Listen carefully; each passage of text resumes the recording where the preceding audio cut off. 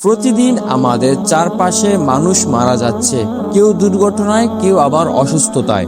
কিন্তু আমরা কি কখনো ভেবে দেখছি আমাদের মৃত্যুটা কিরকম হবে? এই পৃথিবীতে প্রতিটি মানুষ একদিন মৃত্যুর স্বাদ গ্রহণ করবে, কেউ আগে কেউ বা পরে।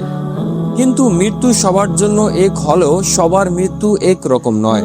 কেউ বিদায় নেয় ভয় আর কষ্ট নিয়ে, আবার কেউ চলে যায় শান্তি, প্রশান্তি আর আল্লাহর সন্তুষ্ট নিয়ে। আজ আমরা জানবো একজন সত্যিকারের ইমানদারের মৃত্যু কিরকম হয়।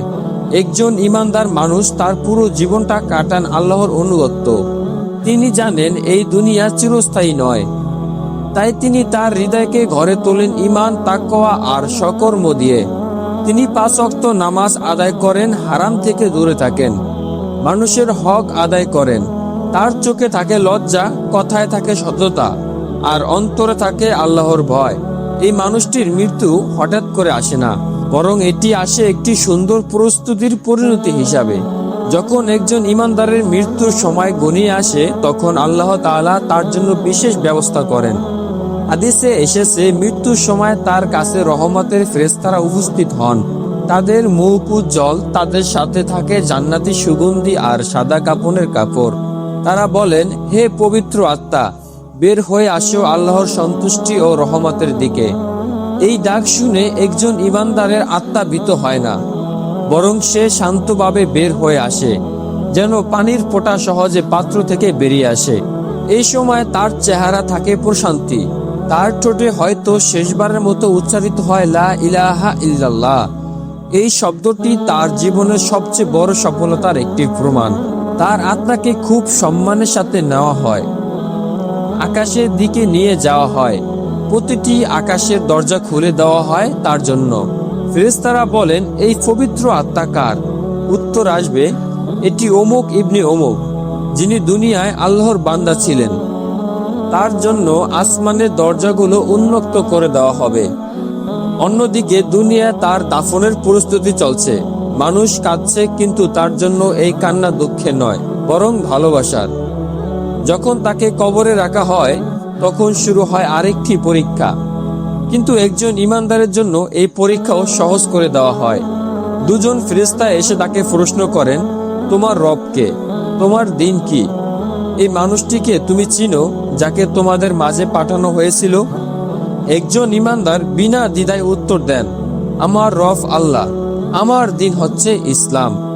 তিনি হলেন হযরত মুহাম্মদ সাল্লাল্লাহু আলাইহি ওয়াসাল্লাম। তারপর তার কবর প্রশস্ত করে দেওয়া হয়। তার জন্য জান্নাতের একটি বিশেষ দরজা খুলে দেওয়া হয়। সেখান থেকে আসে ঠান্ডা বাতাস, সুগন্ধি আর এক অনন্য প্রশান্তি। তাকে বলা হয় ঘুমাও, যেমন নববধূ যেভাবে শান্তিতে ঘুমায়। এই ঘুম কোনো সাধারণ ঘুম নয়, এটি এমন একটি প্রশান্তি যেখানে নেই ভয়, নেই কষ্ট, নেই কোনো দুঃখ।